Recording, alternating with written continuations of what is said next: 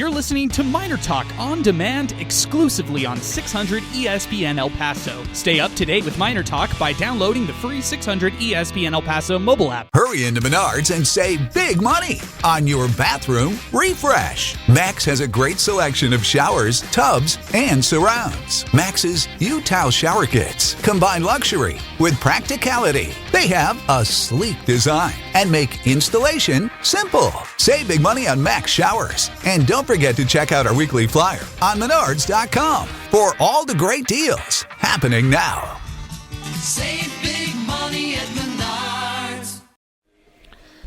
All right, welcome in. We are live. It is MInerTalk presented by Jack in the Box. I'm Adrian Broadus. Along with me is Sal Montes. I got Alberto Reta live with me. We are live actually at Paddle Club El Paso. That's right. It is their grand opening tournament weekend. We are out here, 1800 Futurity Drive. Actually, it's in Sunland Park, New Mexico, right on the border of El Paso and Sunland Park. Beautiful outdoor facility. It is their grand opening tournament weekend. We've got stickers out here. We've got some food out here. We've got great raffles and giveaways, so come on down, join us, 1800 Futurity Drive. If you're looking to have some fun here, all ages are welcome. It's going on all the way till 10 o'clock tonight, and it is the grand opening weekend of Paddle Club as we get started here on the show. Oh, man, what a terrible loss. I mean, Miners have now dropped 3 in a row. It's the first time they've done so all season long, and it's just a really, it feels like even though the Miners fought back in the second half, and I know that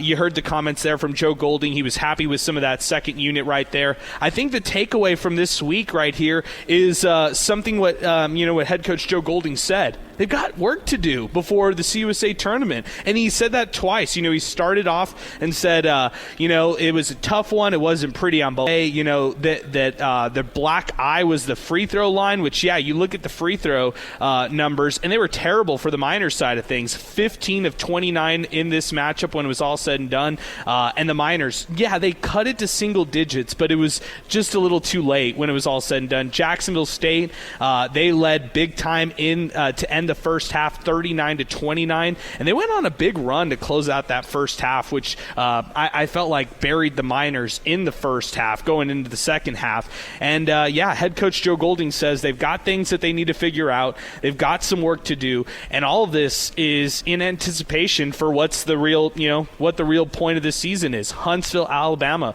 playing in the CUSA tournament, going out there and trying to win 3 games in 3 days, whatever that looks like, 3 games in 4 days, in order to actually punch their ticket and head to the NCAA tournament. Those are the expectations this team set upon itself before the season even started. And now the Miners, they're 17-10. They're 7-7 overall in Conference USA play. And they've played bad for about a month now, Alberto, as we get things started here on the show. It's just a tough outing here for the Miners in back-to-back losses, or I should say 3 straight losses going into their final home stretch next week. The Miners, they seem to be in decline when you want them to be ramping it up and getting ready for that conference tournament, so that's extremely disappointing. But I'm not going to sit here and say anything new that hasn't already been said, so I'll just I look forward to the schedule ahead and what that means for the Miners. And look, they got Western Kentucky, a great Western Kentucky at home, and a great Middle Tennessee game at home. Both of those games are not gimmicks, right? Those are extremely hard games, and then they follow it up with a road trip to Sam Houston, a Sam Houston team that, despite being pretty much dead last or second to last in this conference, they've reeled off some pretty good wins here recently, right? They just got beat by Middle Tennessee by only 4, but then before that, they beat Western Kentucky, they beat Kennesaw State, and they also beat Jack State. So that Sam Houston team is not to be messed with, and these last games are going to be crucial for the Miners. They need to pick it up. They need to improve on all sides of the ball, and they need to improve with that free throw. So it's just a lot of negative to improve, and they have the time to do it. Yeah, they do have the time to do it, but Sal, I'll swing it to you. Time is running out right here, and if you've played bad for a month, well, what does this mean for the next month, where the Miners need to be peaking and need to be playing their best basketball during these last 4 games? No, you're absolutely right, man. It's tough right now. There's a million ways to kind of go about that, but I think what you could kind of look at just in general across college hoops, but we'll stick with Conference USA in this regard, right, is if you're somewhere, hovering in that middle of the pack range, okay, that gives you an idea of where you're at, in general, but let's look at the last 2 weeks or so and see who's doing a lot better. I mean, hey, New Mexico State's already 8-6 in the conference. They swept their road trip. I mean, these guys were able to Good point. to get it done. Kennesaw is right above UTEP, who the Miners just lost to. Then the Miners are going to have Middle Tennessee in a bit, but right below them, Louisiana Tech and Western Kentucky. Those teams are just chomping at the bit to surpass UTEP. So, yeah, you may be middle of the pack right now, but in a couple of weeks, the way that you're trending, where are you going to be? It could be good or bad depending on who you are. And for the Miners right now, if you're UTEP, it's not a good sign at all. No, it isn't. And this is one of those losses that if you're a fan, it makes you feel dejected. It makes you feel like, this is the team that wants you or is a top CUSA right here in Jacksonville State, and the Miners drop both games to them this season. If the Miners end up playing them in the CUSA tournament at any point, that's kind of a worry right there. I know that last year, I guess the recipe or the argument against that is in the regular season, Sam Houston State defeated UTEP twice, and last season CUSA tournament, and they were fearless, and they ended up winning that one when it was all said and done. So, it can go both ways. I just, and the cliche 3 times, but you want to be in the game. You want to actually have a chance, and I felt like despite them coming back late in the game, I don't know, Sal, was it just me, or did it feel like it was over after, maybe 2-3 minutes left, or 2-3 minutes to start the second half? And maybe that's unfair by me to say. It just felt like it was over. I didn't like the body language at all from UTEP. No, it definitely did, and we can kind of point back to the last time that Jax was in El Paso, the last time that they played. It was close, but you saw Jacksonville State run away with it, and that's really what they did today, except they had more control in today's game. So, when they were itching back, so to speak, in spurts, it didn't really do too much for me. I think the one point, I don't want to say it completely felt like that all game, but there was a point where they cut it to within 2 in the first half as it was about to get, 50% or 75% through the first half. That was nice, but after they stretched that lead out to, 10? I think that's exactly when the game was lost. It didn't matter what they did. That was their comeback moment, not in the final 5 minutes or so of the second half, yeah. You're right there, Sal. Our telephone number is 915-505-6009. That's our telephone number to get things started here on Miner Talk. 600 ESPN El Paso, Twitter and X, and 600ESPNElPaso.com. Check us out there. We've got a lot of comments that have come our way already. We'll read all the comments that we see on Twitter and X, so I appreciate everybody chiming in there. We also want to mention that we'll be back in action next Thursday. It's UTEP versus Western Kentucky, so Miner Talk, of course, continues for the remainder of the season. But a tough afternoon loss here for the Miners. I was going to say early afternoon, but it's a late afternoon loss for them. Now having to come back after losing 3 straight here to El Paso to try to win, against Western Kentucky, which they lost that game earlier this year on the road. So it's not going to be an easy game whatsoever. And for this one right here, there were some guys who stepped up and had, I guess, good performances. You could look at Otis Frazier III's career high, 25 points. Still like the performance from David Terrell Jr. He had 9 points, 7 rebounds, and 4 assists. The things that you're going to hate, really across the board, was the free throw shooting. There was really no one outside of Baylor Hebb, which he was 2 for 2, and that was the only way he got points tonight, and a little bit of Ahmad Bynum, who made a pair of free throws as well.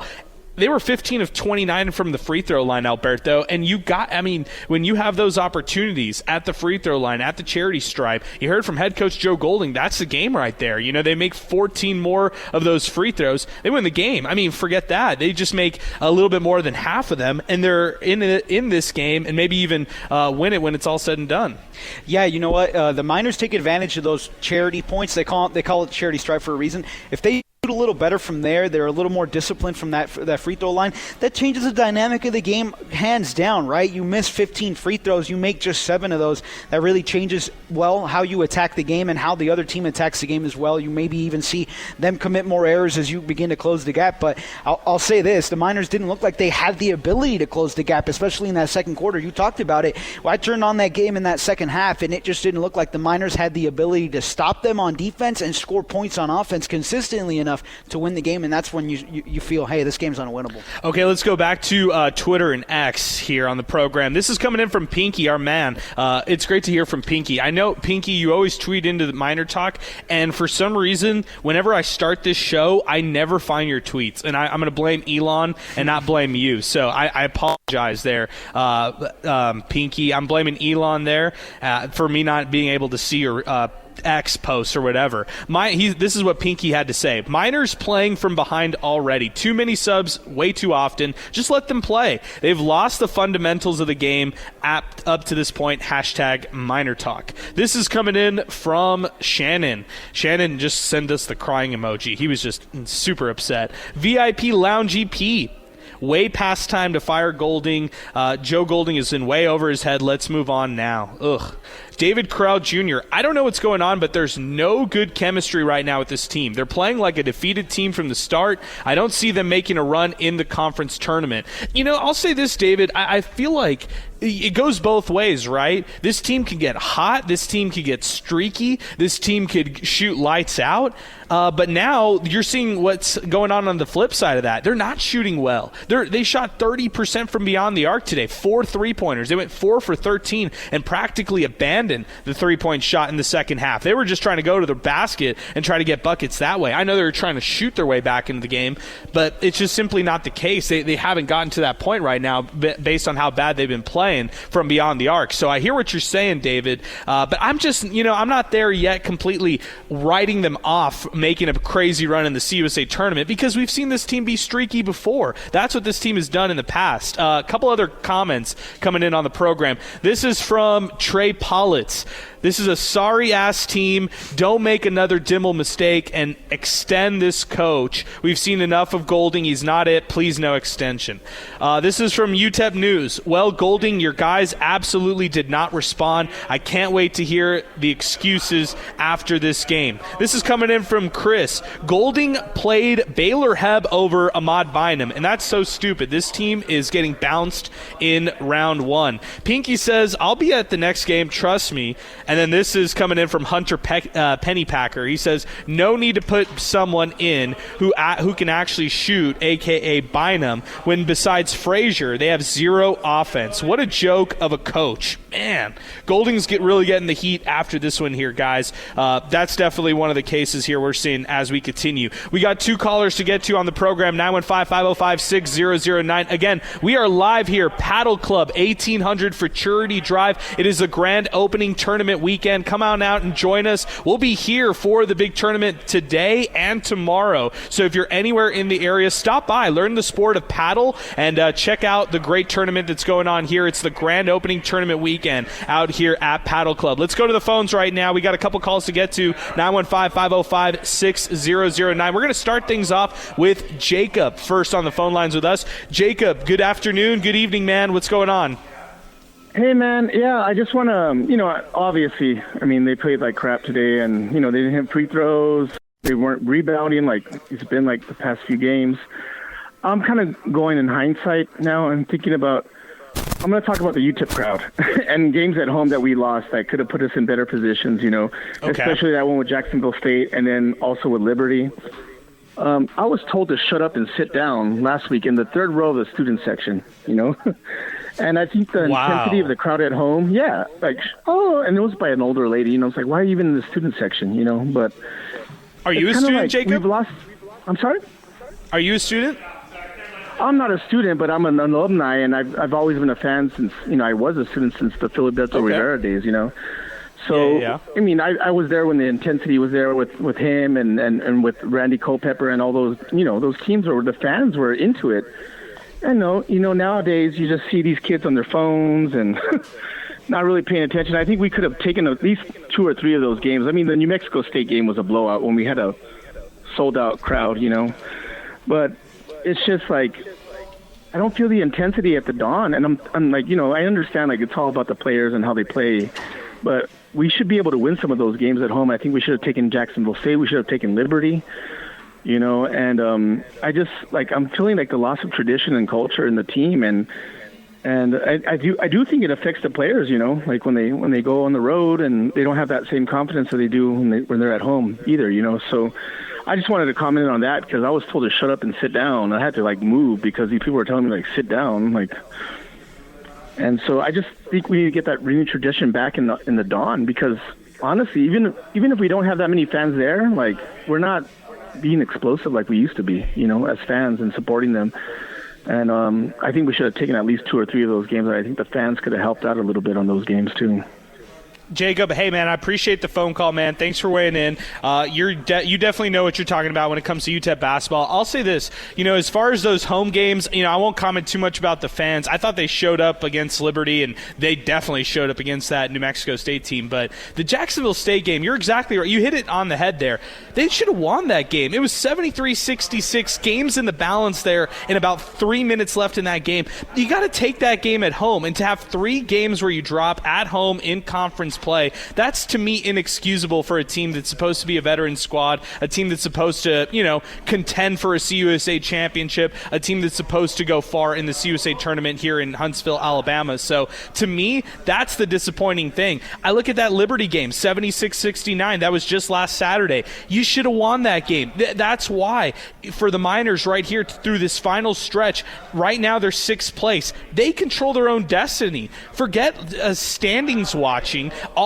Some people were talking on social media about New Mexico State sweeping the weekend. They beat Jacksonville State on Thursday, 61-52. They beat Kennesaw State today, 60-49. For the Miners, they can't look over their shoulder and see what the Aggies are doing. They got to just control what they can control here throughout this final stretch. And hindsight, you should have won those games at home. I mean, to Jacob's point right there. So, Jacob, I appreciate the phone call, man. Thanks for weighing in. I'll get your thoughts, Sal, here in just a second, and you too, Alberto. But let's go to Kurt. He's been patiently waiting with us on the phone lines, 915-505-6009. That's a telephone number to call in to the program. 600 ESPN El Paso on Twitter and X, and 600 ESPNElPaso.com. Kurt, good evening, good afternoon, man. What's going on, man?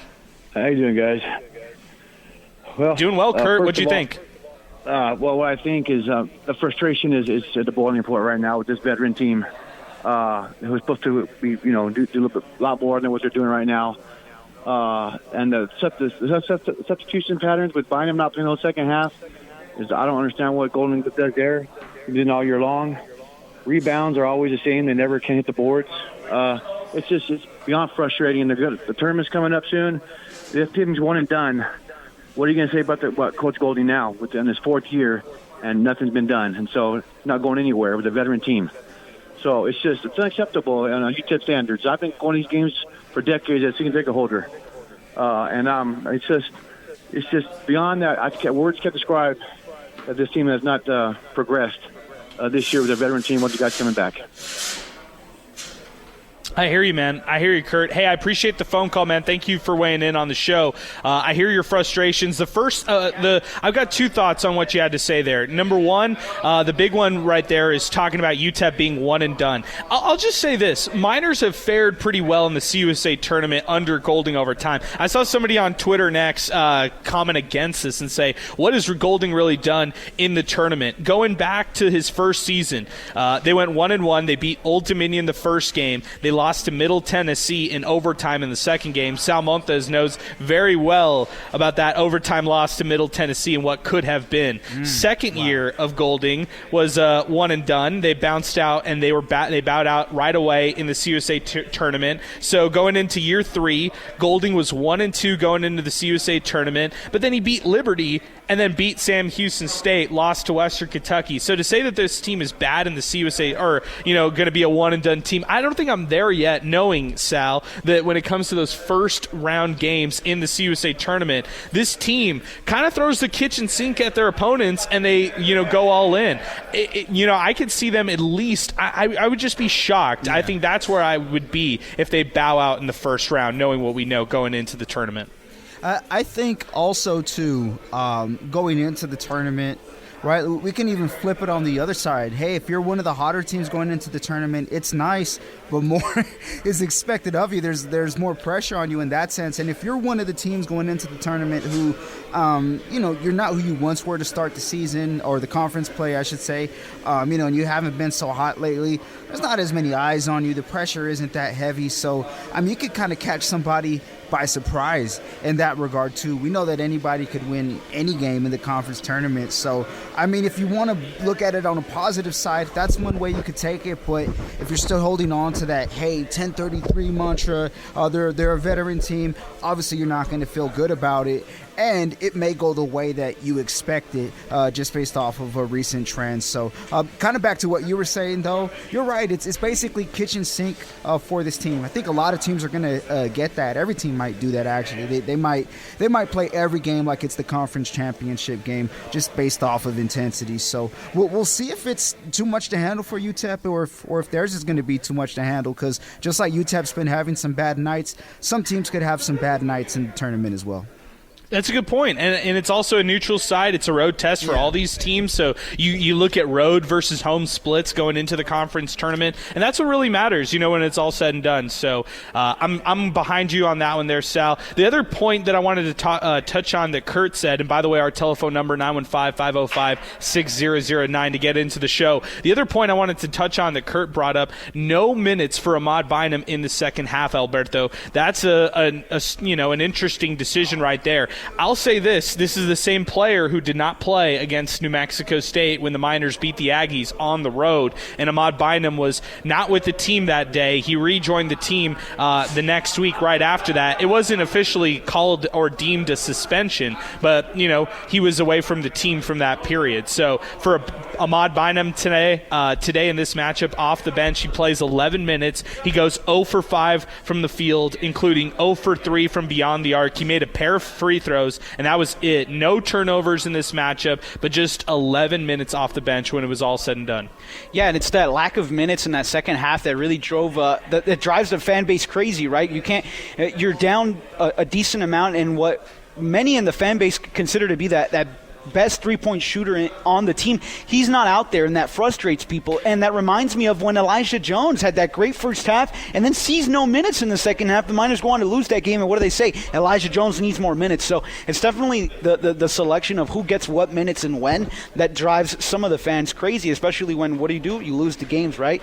It wouldn't be such a big deal if the Miners didn't play XYZ player but still won the game. No, they're not playing Ahmad Bynum in the second half, and then they lose the game. Yeah, that's going to drive people insane. It doesn't matter who it is, right? You can insert there any player in the second half. Odds are, if he's a player who makes a difference, the fans want to see him play in the second half. Our telephone number, 915-505-6009, as we continue here on 600 ESPN El Paso. We've got a couple other stats to look at. It wasn't just Bynum, right? It was Baylor Hebb getting the start over Devin Barnes. He logged 12 minutes when it was all said and done, 2 points, 0 rebounds, 0 assists, 2 turnovers, and a foul in 12 minutes of action in the starting effort, his first start of the season. Devin Barnes off the bench struggled. He struggled all road trip, but in this one, 2 points, 18 minutes. He had 2 assists and a rebound. That was it in this game.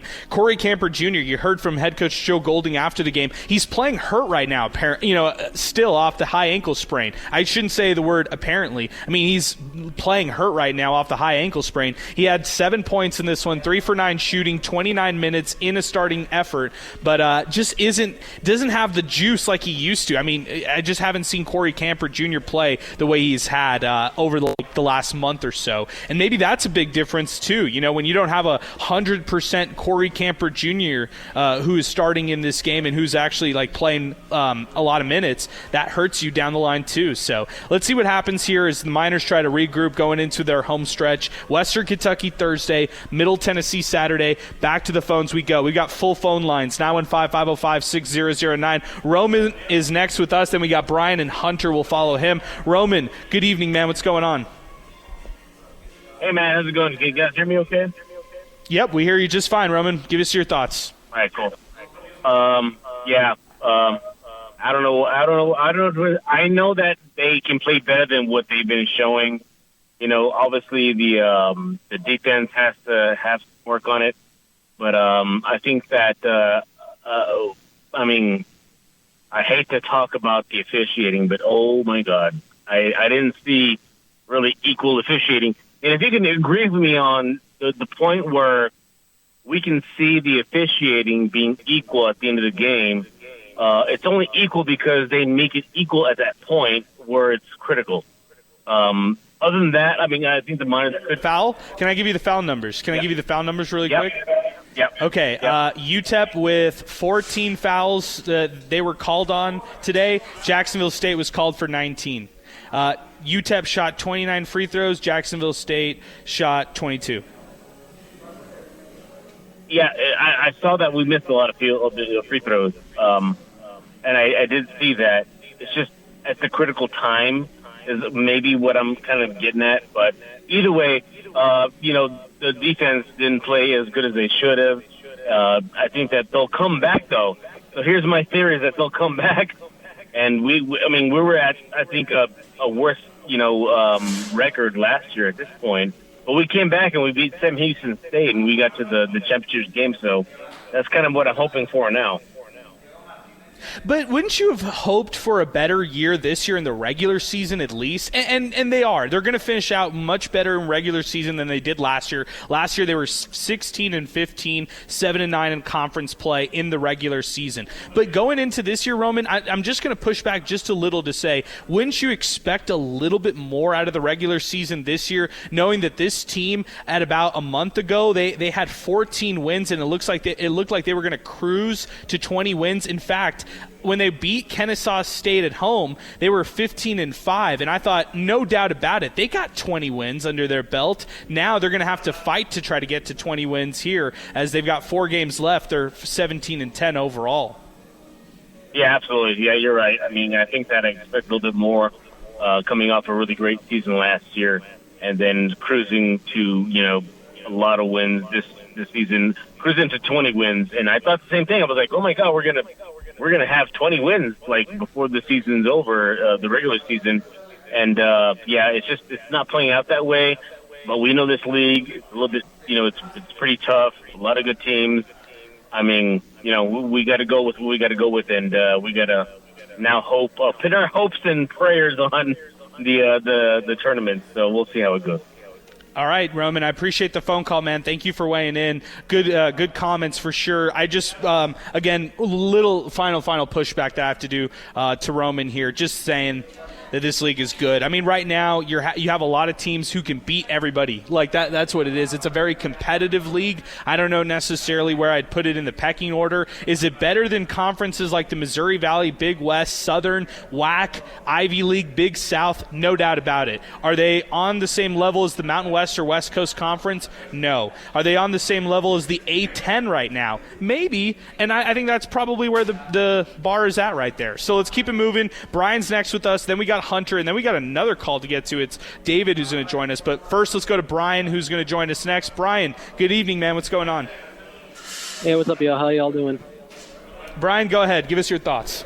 Well, it was certainly a lot to unpack. After going 15-4 to start, I thought we were going to cruise to 20 wins, but unfortunately, it's not looking like it because we're only 4 games away at this point. And it's honestly a travesty to what's been going on with this team, especially considering the minute problem, because Ahmad Bynum has barely got any minutes, and he didn't get any in the second half. So it's disappointing to watch when you got guys like Baylor Hebb and KJ Thomas get more minutes than him. And don't get me wrong, they can be good in some cases, but in other instances, it's just not looking good at all. I'm worried for how the season may look going forward because of how we've done in the past where we've closed out bad and things could end up rough for the Miners. I'm still hopeful we could get 20 wins, but I'm not sure how it'll look at this point. Okay, Brian. Hey, I appreciate your phone call, man. Thank you for weighing in on the show with that one. 915-505-6009. Next up, it's Hunter, and then we'll go to David here on the program. Hunter, good evening, man. What's going on? Not much, man. How you guys doing? Hunter, we're at the Paddle Club here in Sunland Park, New Mexico. It's beautiful. It's the grand opening tournament weekend. You should join us, man. I think you'd love the sport of paddle. What is that one like off at Appaloosa, or where's that at exactly? Yeah, it's actually right off Futurity and in that area. You're exactly right. So it's a beautiful outdoor facility. They've got outdoor courts. The tournament's happening all weekend long. They're crowning champs tomorrow. But we're just here for the vibes, and it's been great all weekend long. How's the crowd, man? I need to go check it out sometime. The crowd is excellent. There's actually a lot of people out here. People are actually watching the tournament's closed. They've already filled up their registrations, but people are actually just watching it. The sport itself is crazy. It's like tennis mixed with racquetball, but I love it. I've loved how competitive it's been all day. So I appreciate you asking, man. Give us your thoughts on this game. Oh man, a couple things. Listening to Golding post game, I don't know if he's looking at a different game, or does it look different from his perspective? Is he unable to kind of back off and see what's really going on? It's easier for us to see. There's something called the fog of war, and when you're in the middle of the intensity and you're in the middle of it, you don't tend to see it as well. And if you would take a step back and review, you could see a little better. But he was talking that he had a group of guys that really battled and fought. And, they did this and did that at the end.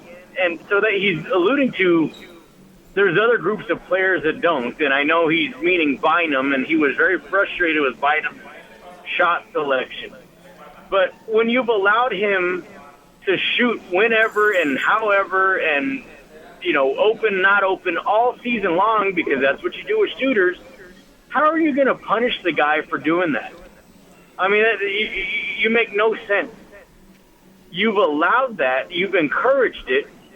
He should be the only one that's allowed to, because he makes a lot of highly contested, not open shots. He's the only one. So when he's been allowed to do that, and he does that and misses, and you bench him, that makes no sense. I mean, just no sense at all. And when he talks about, they battled, and how? I want to know how. There was one possession where Jacksonville State, which it's such a joke to even say the name of that team and think that we can't compete with that team. How far have we fallen as a program where we're looking up to a school I'd never heard of 10 years ago? I mean, it's a joke. But there was one possession where Jacksonville State got 3 possessions in one. Yes. I got a couple more points, but I'm going to ask you guys right now. What is one thing the Miners have done well consistently throughout the year? One thing. Create turnovers, I guess? No, they didn't do that today, so you can't say consistently. Name a thing. You're right. No, there's actually nothing. There's nothing. They don't have an identity. And basketball doesn't change. I've said this plenty. So the problem is they have to play with superior effort and intensity in order for their wins to come, right? They have to just wear down that other team. That's the only way they can win, is the turnovers and the havoc that they create. And when they don't have that, which right now they don't have any effort, the team's flat-footed, they're not giving it their all. And it doesn't take a genius or anything to see it. When they don't do that, they do so much wrong that they're unable to. You can't overcome that, and that's what's scary for the upcoming USA tournament. Everybody says, "Oh, Joe Golding, he's a great tournament coach," and we've had more tournament success in his tenure than we have since 2010. So I get it. However, the things that you have to do traditionally in basketball to win games, you have to defend well and not give up layups and dunks. That's a big no on this team. They don't defend one-on-one well. They get blown by very quick. They get lost, and they give up a lot of layups and dunks. It's just that's who they are. Number 2, you have to rebound the ball.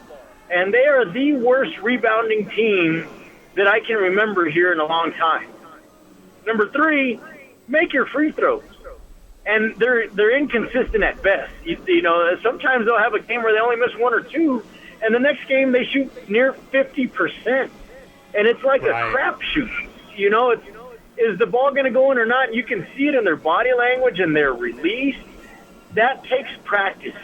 Rebounding takes effort, and they have refused to do any of it. So those are the only things that really are troubling going towards the USA tournament, is they don't do the fundamentals. They haven't done them all year. So unless they're clicking on all cylinders, they're going to get beat. Wow, Hunter. Dropping truth bombs tonight as Locomotive Miner texts me. Hunter is dropping truth bombs tonight. Couldn't agree with him more. And then while you did this, while you were talking, Hunter, I'm looking on Twitter and X, and then I see Ahmad Bynum. Like, literally as you're talking about him, Ahmad Bynum just tweets the emoji where he doesn't say anything. So it's like, man, you asked the question, and it was funny because I read that when you asked the question, how far has UTEP fallen?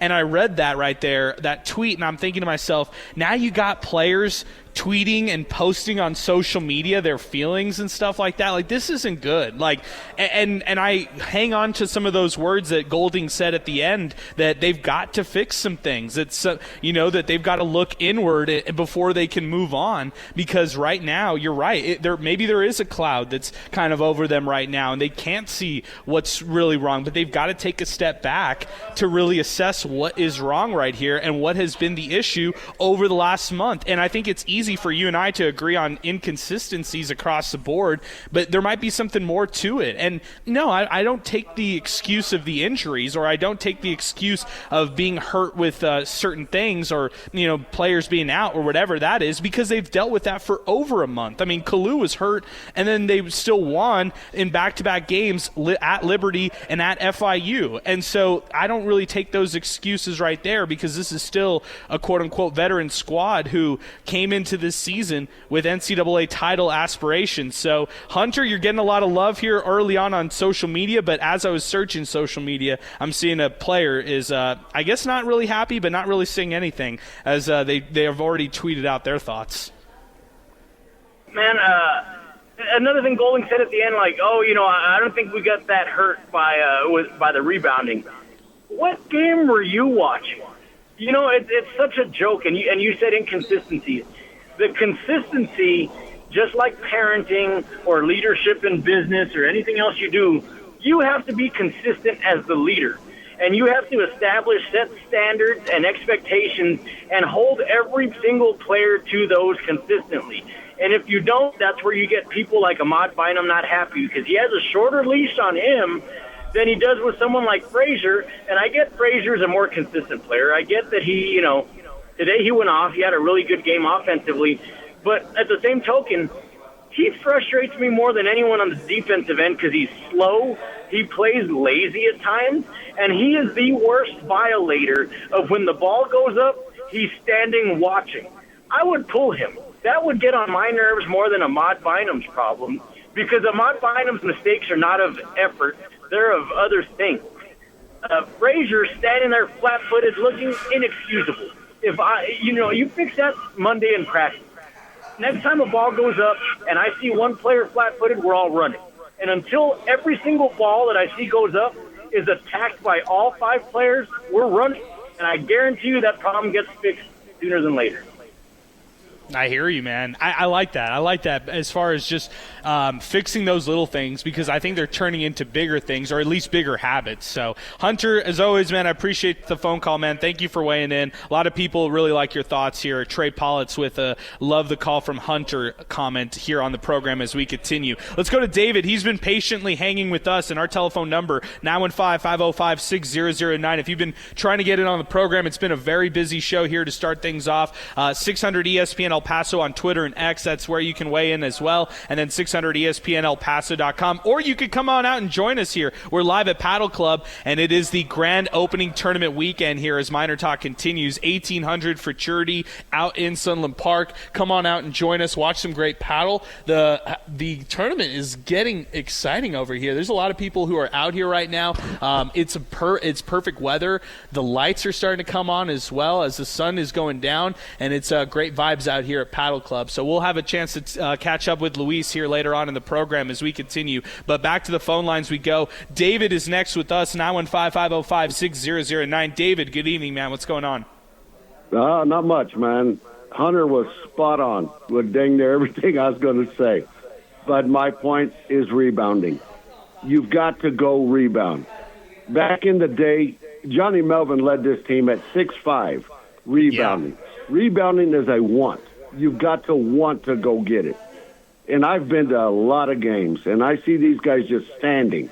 watching these other guys jump and get rebounds and not do anything.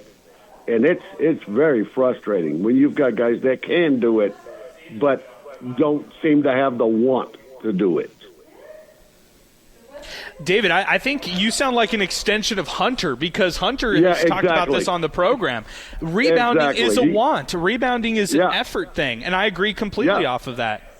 Yep, you got to want to go get it, and it's costing us a lot of possessions. Tonight, I agree with the thought that, I do feel like rebounding, especially the offensive rebounds, right? Jacksonville State gets 14. We got killed. The Miners had 12 offensive rebounds on their side, but I felt like it was inopportune in the first half in particular when the Miners were beat off the glass. And the other side to it in the first half specifically, that's where Jacksonville State 23-14. That was the rebound margin. So the Miners kind of picked things up in the second half, but it was a little too late, when it was all said and done. You can't get down and expect to, okay, let's go rebound now. It doesn't work in college basketball. That just doesn't work. You got to start that from the get-go. And it's a want thing. I like how you said it that way. Oh, it's absolutely a want thing. I've always thought of it as an effort thing, but it is a want thing. David, I appreciate you, man. Thank you for calling in. Any final thoughts here as we wind it up with you and get ready for the home stretch next week? I just hope they can fix some things. There's a lot going on. And, he talked about leadership after the game, and, somebody's got to step up and somebody's got to do something. It's just crazy to me to watch this team and how they've gone down. Right now, you should be peaking. We're going the other way. Good point, man. Good point. David, I appreciate your phone call, man. Thank you for weighing in. Sal, I'll let you weigh in. We had a great string of phone calls there from a lot of different people, a lot of different thoughts there. Go ahead. You just weigh in.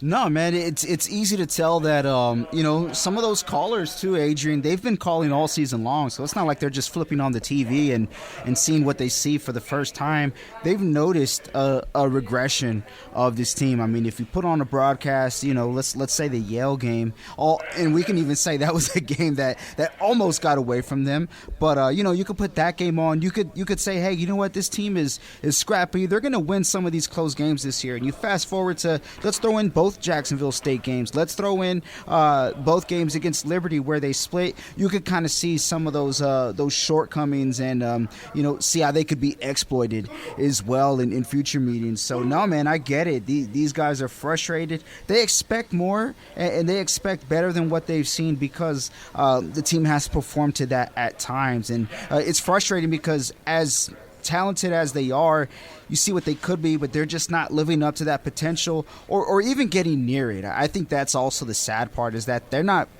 playing anywhere near the ceiling. They're not even, they might not be at the ceiling, but how far are they from it? And it looks like it's really far right now.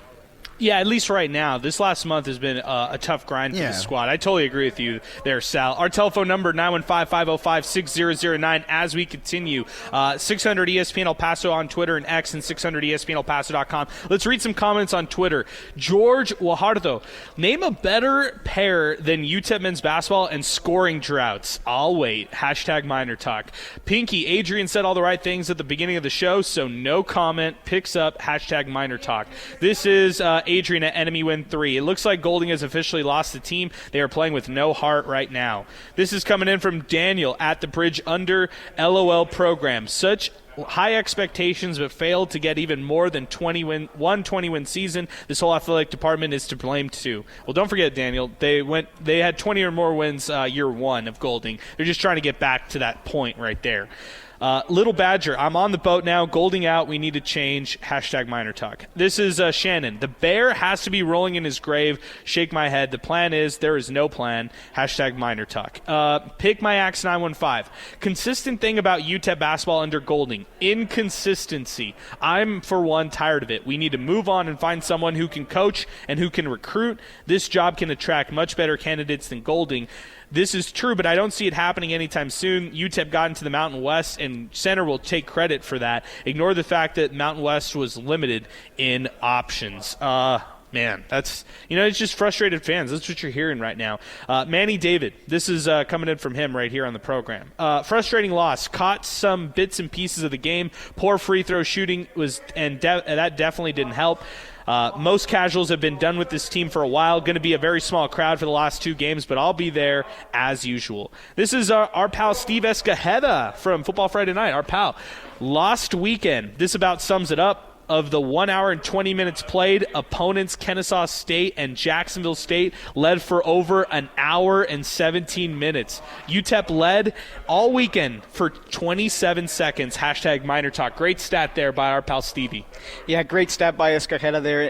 And that really just – that's why everyone is so frustrated, right? And rightfully so, is you had such a great offseason and you retained so many players, and then you instill in the fan base the importance of returning to what you did last year. And now towards the end of the season, it seems like you're fizzling out and you're having issues, and your offense and your defense are both seem to be slipping. And so, yeah, it's definitely disappointing for the fan base as a whole, and it's clear that that things are just going to get worse if the wins don't come. Joe Chacon, tough loss for the Miners, who seem to be on their heels going into the end of the season. But on a positive for today, we are all gathered to celebrate my mom's Agnes's 69th birthday and still listening to the show. We ride or die Miner fans. #happy birthday. Happy birthday to your mom, Joe Chacon. I appreciate you still listening to the program. I mean, that's some dedication right there. Go enjoy the family. Go enjoy something better right there, man. And no need to listen to us anymore. This is your exit right here on the program. And go enjoy your mom's birthday, man. I appreciate you chiming in on the show. 915-505-6009. That's our telephone number. Hunter Pennypacker tweets into the program. Terrible, Coach Joe Golding. If you want to fix the rebounding problem, invite me to a couple of practices. #MinerTalk. This is, we already said this one, but I'll say it again. Trey Pollitt said, good call, Hunter. And then he said, play Bynum more. It's not that hard. This is from Matthew Castro. This team has regressed, still figuring things out with the turning right around the corner. Based on Golding's comments, looks like there's issues in the locker room. 0 half minutes for Bynum, ? This is also coming in from Edgar Montiel, our pal from Palo Verde Homes. Play Bynum more, with a thinking emoji and a laughing emoji. Okay, good stuff there, man. And yeah, those are all the comments that I'm seeing here on the program as we continue. 915-505-6009. That's our telephone number. 600 ESPN El Paso on Twitter and X, and 600 ESPNElPaso.com. Jacksonville State defeated UTEP today 73-65. What we're going to do right now is this. We're going to take a timeout right now. We're going to bring on Luis Baca on the program for the first time. He's going to talk about the grand opening tournament weekend here at Paddle Club. And then we're going to continue and actually wrap this one up. We'll get you our Win Supply El Paso hot hand of the game here later on, and we'll also talk more here of UTEP and Jacksonville State. If you want to weigh in on the show, now is the time to do it. 915-505-6009. A timeout right now. We'll take it here as we continue, presented by Jack in the Box here, Miner Talk on 600 ESPN El Paso.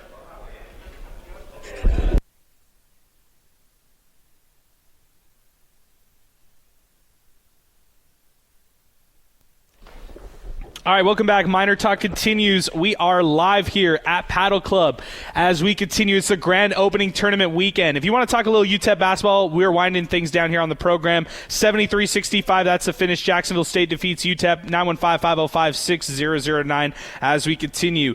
Luis Baca is with us here. He's the founder and owner of Paddle Club here in Sunland Park.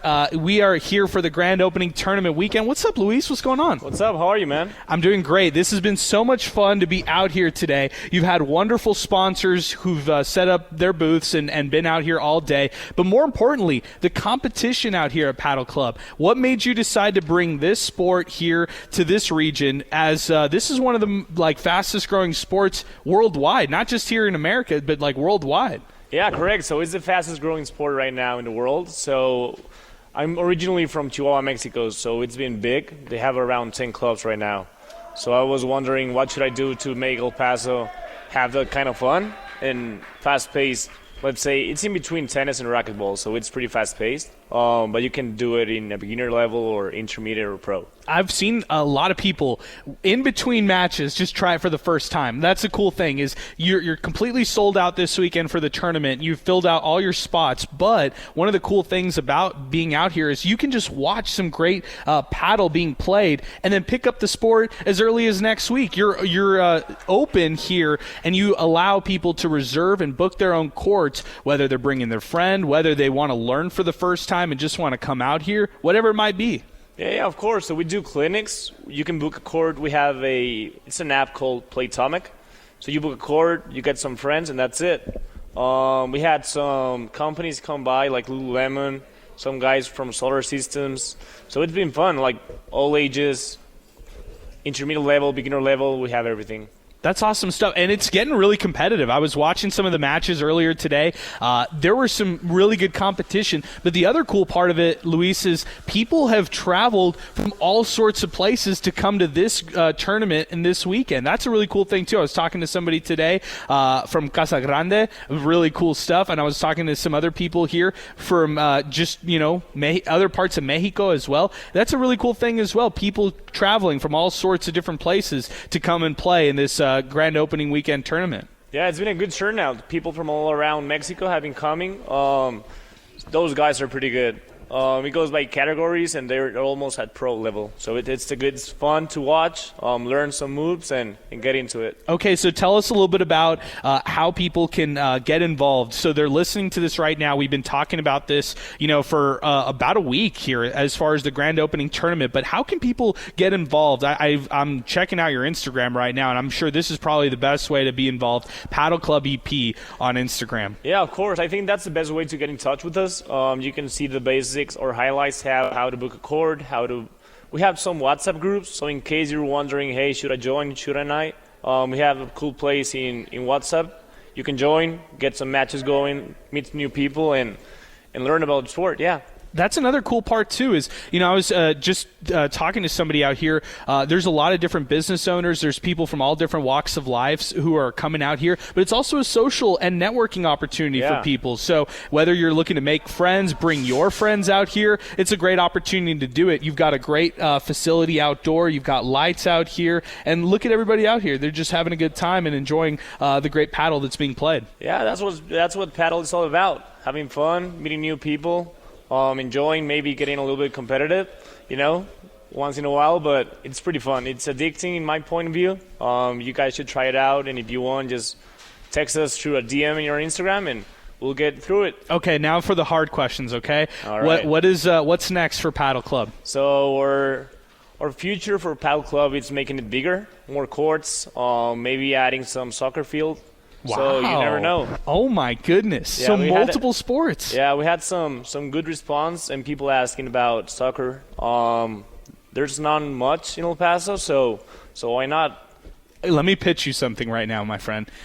Basketball. Pick up basketball courts, and you can have it. I mean, you can turn this whole area. You've got a lot of land out here in Sunland Park. You could turn this whole area into a sports complex. How cool would that be down the line? Yeah, we're going to have a sport complex pretty much. So people, if you want to play pickleball, paddle, basketball, football, That would be really cool. Yeah. That's our goal for the future right now. Okay, so for people who are listening right here, you're open weeknights, you're open weekdays, you're open weekends. Yeah. So whether people are looking to play in the mornings, the early afternoons, the late afternoons, or the evenings, you're open all the way till 9 o'clock daily, right? Yeah, but it depends on the people, but 9, 10 p.m. It's whenever we close. As soon as the last person wants to go, then we will go with them. That's awesome. So let's say somebody is working all day. This is a perfect opportunity to play in the evening, or vice versa. If you work in the evenings, if you have those evenings and maybe weekends where you're working, well, during the weekdays, during the day, that's a perfect opportunity to come by and try it for yourself. And get some stress out, yeah, for sure. I've seen a lot of people out here just try it for the first time, too, pick it up.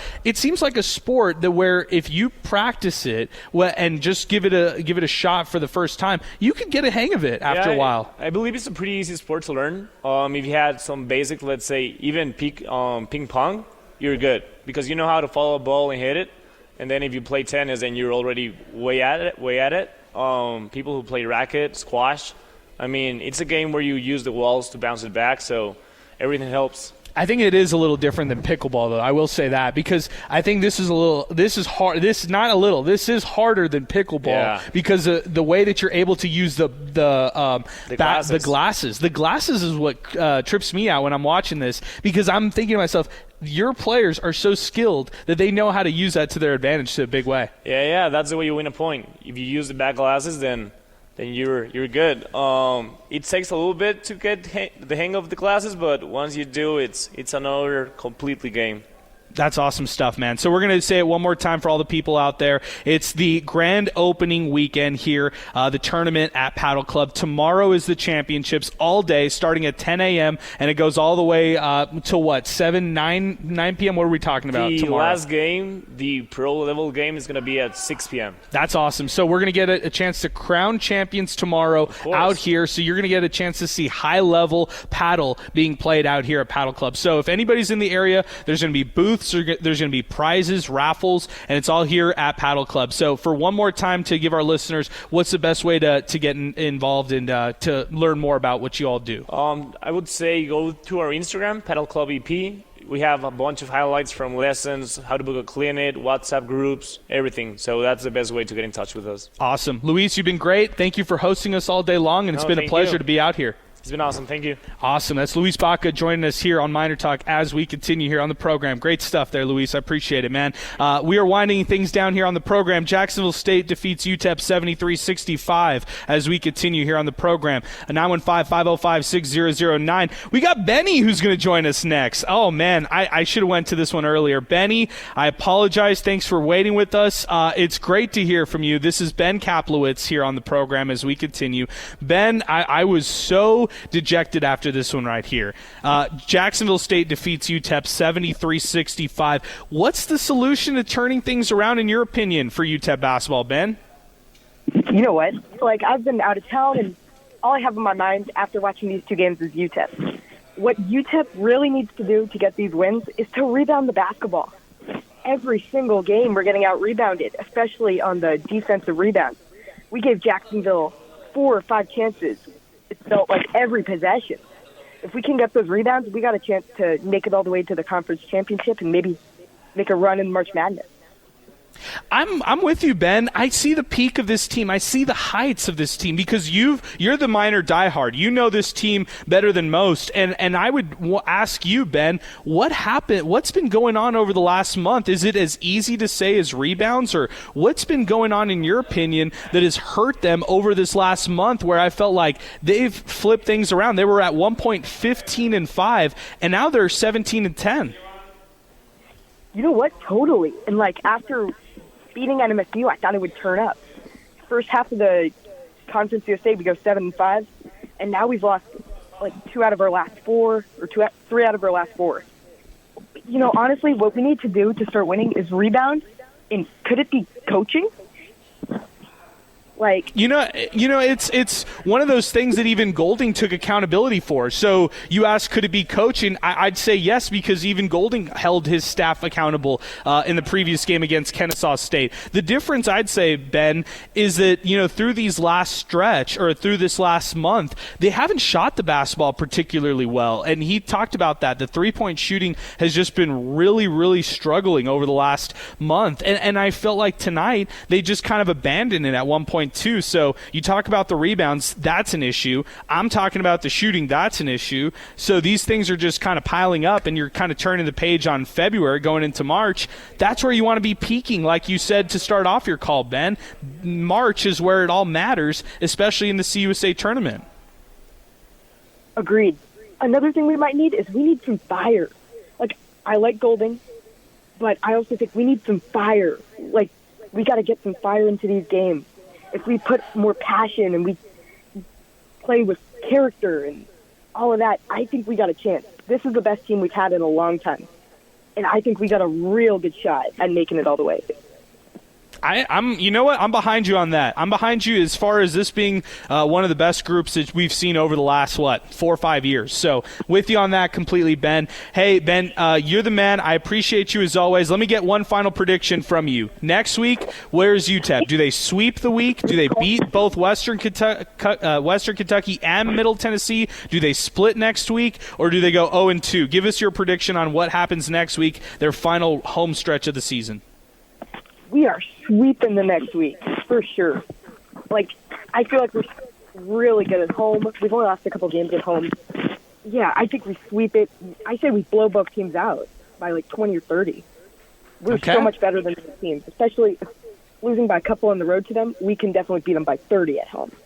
Wow. All right, Ben. I appreciate it, man. As always, you're the man. I appreciate you giving us a call. Thank you for weighing in on the show. As always, 915-505-6009. That's Ben Kaplowitz, our pal. Sal, he is the UTEP diehard. You could tell right there. That was a great call. Hey, if everything happens the way he said it, there's going to be a lot more people changing their tune going into the conference tournament. But, hey, man, you got to love it, right? If you're a diehard fan, obviously you want the best for your team, but you hold on to the good that you see and see what happens from there. But there's no lack of confidence with him. He's just, let's just turn the dial up a bit more. It's not that there's nothing left. It's not that there's no volume left, no song left. You just got to turn the volume up a bit.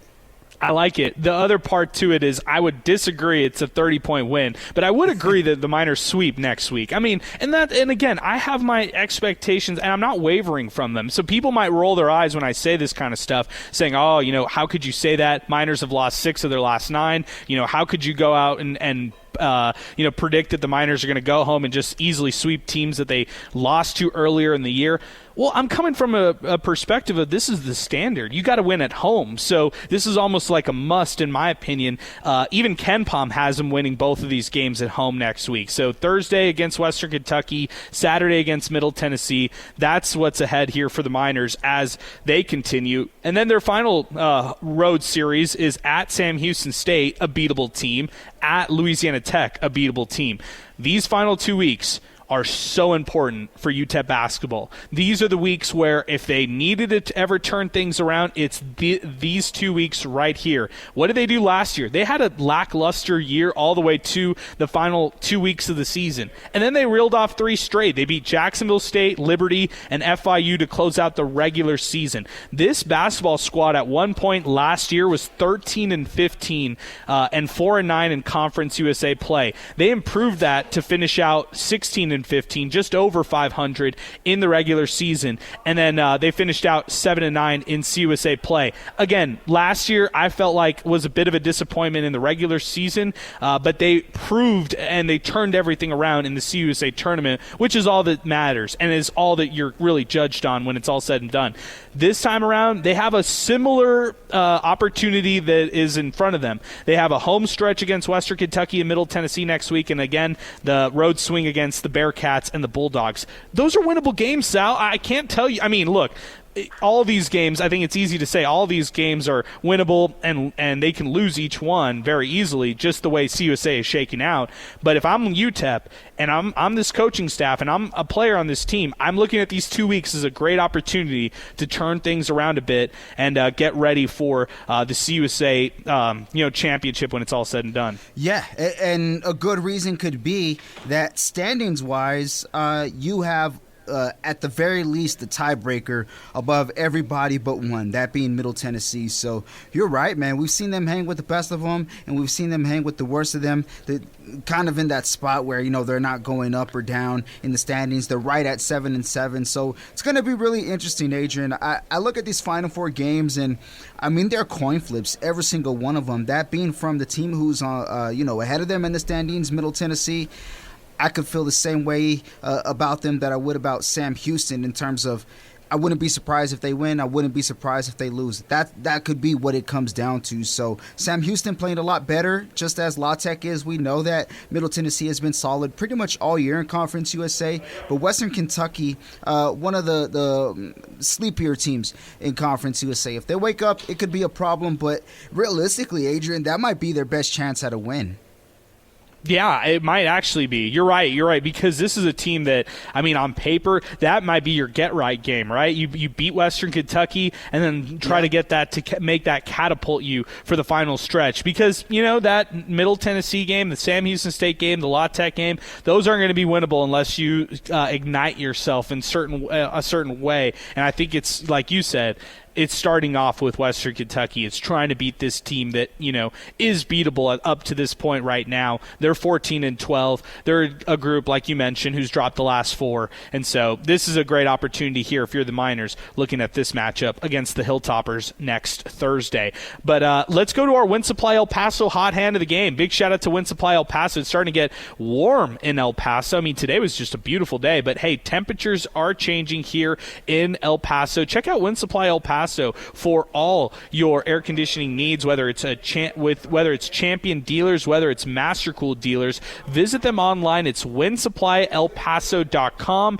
Big shout out to Wind Supply El Paso. You can also give them a call, 915-859-3817 for Wind Supply El Paso. Our hot hand of the game from this one is Otis Frazier III, who had his career high 25 points, 8 of 14 shooting, 10 rebounds. So he posted another double-double on the season, and he totaled 5 steals. Sal, is it fair to say that he was flirting with a triple-double, knowing that he had 5 steals in this one, and he was 25, 10 rebounds, and 5 steals? I mean, pretty nice stat line for Otis Frazier III, who struggled Thursday. I don't think he would shy away from saying that, or he would discredit that right there. He bounced back in a big way today.